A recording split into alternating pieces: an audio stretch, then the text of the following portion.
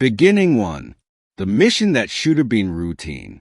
My name is Elias Ward, xenobiologist, and one of the few humans trusted to step foot on Xyralis Prime, a world of bioluminescent forests, floating crystal reefs, and storms of shimmering plasma.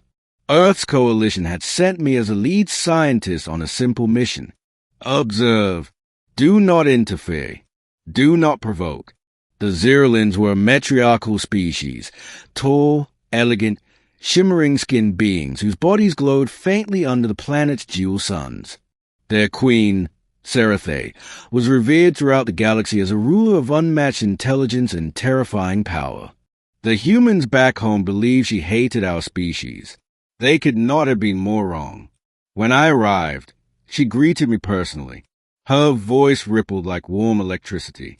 Her eyes, luminous violet, glowed with an intensity that pierced through my training and my fears. "You are different from the others who came before," she had said. I didn't understand what she meant then. I would understand it far too well later. For 6 months, I lived among the Xyralis. I studied their architecture grown from living coral metal, their floating cities that thrived on magnetic fields, their psychic-linked ecosystems. Serathei requested my presence frequently, so frequently that the gods started whispering.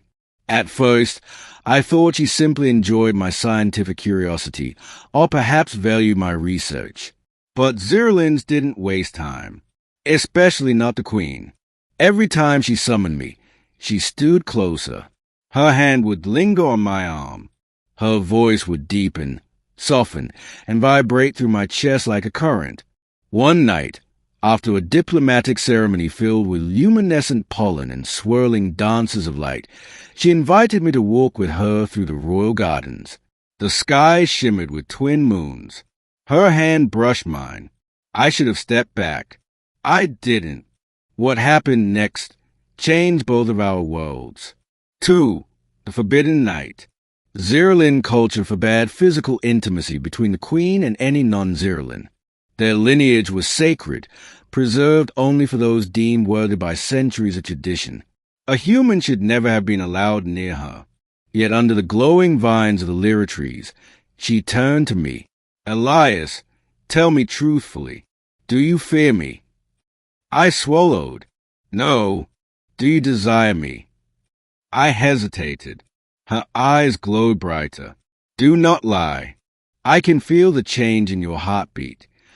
I exhaled. "Yes." She stepped closer, her warmth radiating through me. "Then know this, I have chosen you. The mind flower of fate has shown me what your species cannot see." Her fingertips touched my jaw. "Our destinies are intertwined." What followed was not human, not alien, but something older, something cosmic. A union of energy, biology, and instinct. Her bioluminescence brightened until her entire body glowed like a star. When dawn came, she slept beside me, wrapped in tendrils of shimmering light. I knew that if anyone found out, it would mean the end of my mission. But I didn't expect it to mean the end of my freedom. Free, the revelation that broke the galaxy. 3 weeks later, Serathei summoned me to the palace throne chamber. Her expression was unreadable. Her guards stood tense, spears glowing. High priestesses lined the walls. When I approached, Serathei rose from her throne and said the words that shattered my life. "Elias Ward, I am carrying your child." Silence crushed the room. My voice broke. "That's impossible." "Not impossible," the high priestess corrected. "Unprecedented." Serathei stepped down toward me, placing her palm over her abdomen. A radiant glow pulsed beneath her skin. "This child grows within me," she said, "and because of this, you are bound to Xyralis." I felt the world tilt. Bound? How long? Serathei touched my face gently. "For life." My knees nearly buckled. "Serathei, you can't keep me here." Her tone sharpened. "It is not a matter of want. It is law. But Earth, my family, they'll think I'm dead." The guard stepped forward as she lifted a hand to silence them. You will be cared for, protected, honored. I don't want honor. You want freedom. Her voice dropped to something pained. But your freedom endangers our child. Every Xyralis royal offspring is coveted by empires across the galaxy. If others learn this child is half human, they will hunt it. Hunt you. My throat tightened. Her expression softened, almost vulnerable. I do not imprison you out of cruelty. I do it out of necessity. A guard approached me, placing a band of shimmering silver metal on my wrist. It tightened instantly, an elegant, alien shackle. Serathei whispered, From this moment forward, Elias, you cannot leave Xyralis Prime. Middle 4. Life as a royal consort. The next months pass in a haze of fear, wonder, resentment, and something far more complicated. The Xyralis Council announced Serathei's pregnancy as a divine miracle. The half-human child was declared an omen of a new era, and I was given a role no human had ever held. Royal consort to the Queen. Some Xyralis treated me like a precious relic. Others stared with contempt, believing I polluted their bloodline. I lived in a palace of crystalline spires and living vines, guarded day and night. I attended ceremonies, rituals, medical examinations, all while the world debated whether I was salvation or blasphemy. But every evening, Serathei came to me, sometimes to ask how I felt, sometimes to talk about our unborn child, sometimes simply to sit beside me in silence, and sometimes, most confusing of all, she came to apologize. I know you wish to leave, she said one night, her hand resting protectively over her glowing abdomen. I feel your longing. Humans, your hearts are so loud. I tried to speak calmly. Serathei, I never asked for this. I never expected it. Her gaze fell. Nor did I. But the life within me is ours, and I cannot let the galaxy tear us apart. Her voice trembled for the first time since I met her. Fear. She was afraid. I didn't know what scared me more, her vulnerability, or how much I had begun to care about her. 5. The threat from beyond the stars. The fragile piece shattered when Xyralis scouts detected 3 unknown warships entering orbit. The Croft Dominion, a brutal, expansionist species feared across the galaxy. Serathei summoned me urgently. They know, she said, her voice shaking with rage. They know about our child. My heart seized. How? There are traitors in the council. Someone leaked the truth. I grabbed her hand. What do the Croft want? Her glow dimmed. To take the child. To breed a hybrid army. To claim your DNA as a weapon. I felt sick. Serathei's guards rushed in. Your Majesty, the enemy demands access to the palace. Everything happened fast. Sirens screamed across the capital. Shields flickered to life.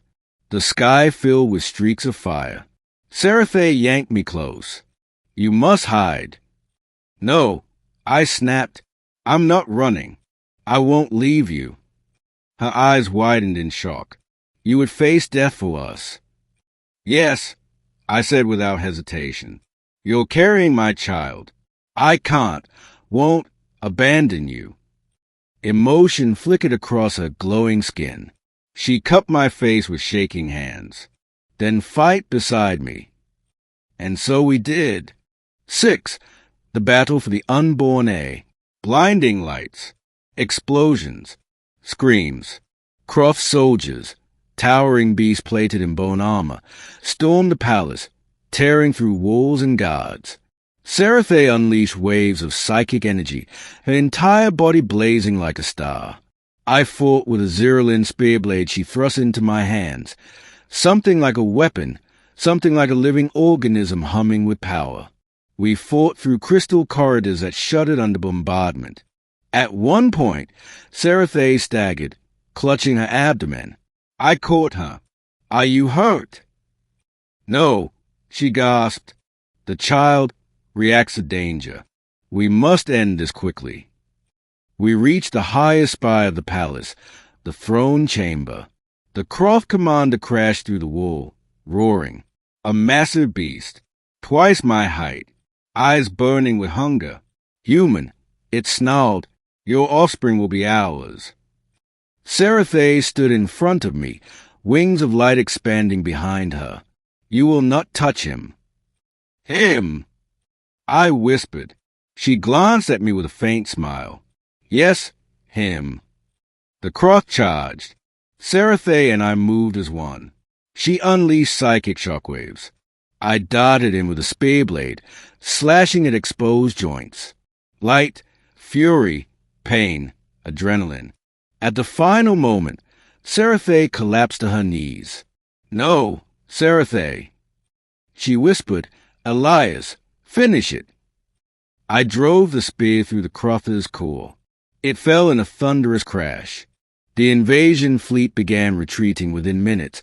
Losing their commander destroyed their morale instantly. When the last ship vanished into the void, I turned to Serathei, pulling her into my arms. Her glow steadied. Our child is safe, she whispered. And for the first time, she kissed me with something deeper than instinct. Something like love. 7, forbidden no more. The days that followed changed everything. The traitors were exposed and exiled. The Croft threat forced the Xyralis Council to confront a truth they had long denied. The Queen's union with a human had saved their future. Serathei called for an unprecedented gathering, a planetary address broadcast across every city. She stood tall, radiant, and powerful. I stood beside her, my wrist shackle removed. My people, she declared, Elias Ward is not a prisoner. He is my chosen. Our bond is forged a new era for Xyralis. Our child represents hope, not impurity. Gasps, murmurs. She continued, Understand this. I do not keep him here by force. He stays because he chooses to. The entire planet held its breath. Every eye turned to me. I stepped forward. My home is far from here, but my family, my future, is with the Queen and with our child. I will not leave them. The crowd erupted, not in anger, but in something between relief and awe. Serathei turned to me, eyes glowing soft and warm. Then stay, she whispered, not as prisoner, not as consort. She extended her hand, but as my partner, my equal. And I took her hand without hesitation. Ending 8, the birth of the first hybrid. 9 months later, under the twin moons of Xyralis Prime, Serathei gave birth. The palace glowed with radiant energy. Healers chanted. Bioluminescent vines curled around the walls as if watching. When the child's first cry echoed through the chamber, the entire world trembled. Our son, our hybrid, had shimmering skin like his mother, human eyes like mine, and a small, glowing crest pulsing on his forehead. A symbol of power, a symbol of unity. Serathei held him close, tears streaming down her luminous cheeks. He has your heartbeat, she whispered. I touched his tiny hand, warm, glowing faintly blue, and felt something inside me shift forever. This was home now. This was my life. 9, the final choice. Months passed. Xyralis thrived. Peace returned. The coalition sent signals, demanding my return. Serathei approached me on the balcony one night, our son sleeping in her arms. You may still go home, Elias, she said quietly. Your world misses you. I looked out at the glowing forests, the floating cities, the stars reflecting off her skin, our son breathing softly. My world, I said, brushing her cheek, is right here. Her eyes filled with emotion. You truly choose us. I chose you the night we met. I whispered. I just didn't know it yet. She leaned her forehead against mine. Then stay with me. Rule beside me.